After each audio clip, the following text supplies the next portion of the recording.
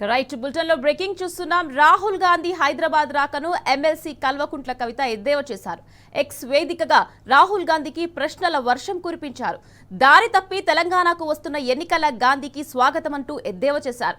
మోసపూరిత హామీలు, అబద్ధపు వాగ్దానాలతో తెలంగాణ ప్రజలను రాహుల్ గాంధీ మోసగించారని ఎమ్మెల్సీ కవిత ఆగ్రహం వ్యక్తం చేశారు. లాఠీ దెబ్బలు తిన్న సెంట్రల్ యూనివర్సిటీ విద్యార్థులను రాహుల్ గాంధీ పరామర్శించాలన్నారు. కాంగ్రెస్ ప్రభుత్వం 16 నెలల పాలనలో ప్రజలను రాచి రంపాన పెట్టిందని ఫైర్ అయ్యారు.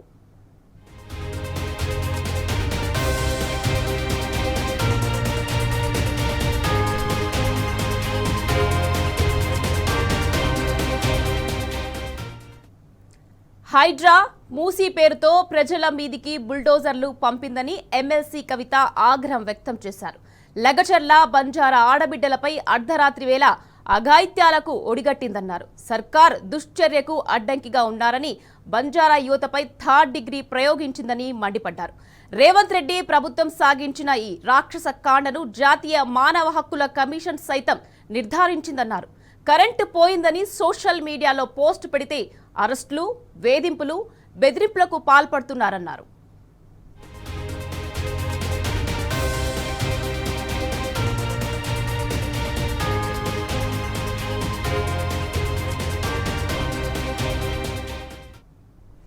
పచ్చని అడవిని సర్వనాశనం చేస్తున్నారని సెంట్రల్ యూనివర్సిటీ విద్యార్థులు నిరసనకు దిగితే వారిపై లాఠీల మోతలు, అక్రమ కేసులు, అరెస్టులు చేశారని కవిత ఫైర్ అయ్యారు.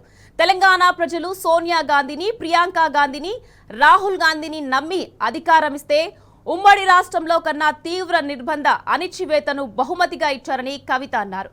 బీహార్లో గ్రూప్ 1 బాధితుల గోడు వినాలని వారి ప్రక్షాళన గలమెత్తిన రాహుల్ గాంధీ తెలంగాణలో గ్రూప్ 1 అభ్యర్థుల ఆందోళనపై ఎందుకు మౌనంగా ఉన్నారని ప్రశ్నించారు.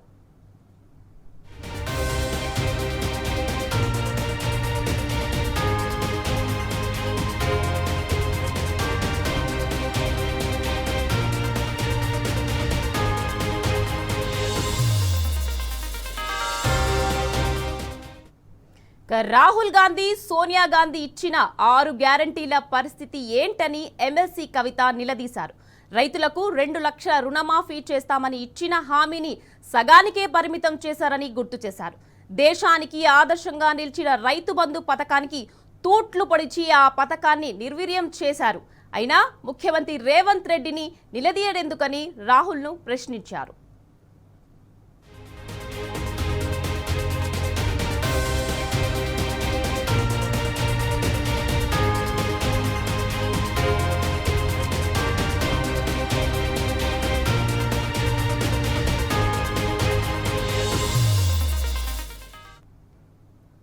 తెలంగాణ ఆడబిడ్డలకు కళ్యాణ లక్ష్మితో పాటు తులం బంగారం ఏమైందని ఎమ్మెల్సీ కవిత ప్రశ్నించారు. మహిళలకు నెలకు 2500 ఏమయ్యాయన్నారు. 18 ఏళ్లు నిండిన ఆడపిల్లలకు స్కూటీలు ఎప్పుడు ఇస్తారని నిలదీశారు. 6 గ్యారంటీలు, 420 హామీలను ఎప్పుడు అమలు చేస్తారని ప్రశ్నించారు.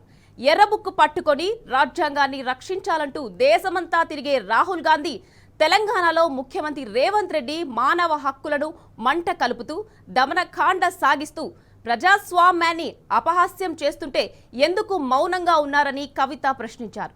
మీ మౌనం దేనికి సంకేతమని రాహుల్ గాంధీని ఎమ్మెల్సీ కవిత సూటిగా ప్రశ్నించారు.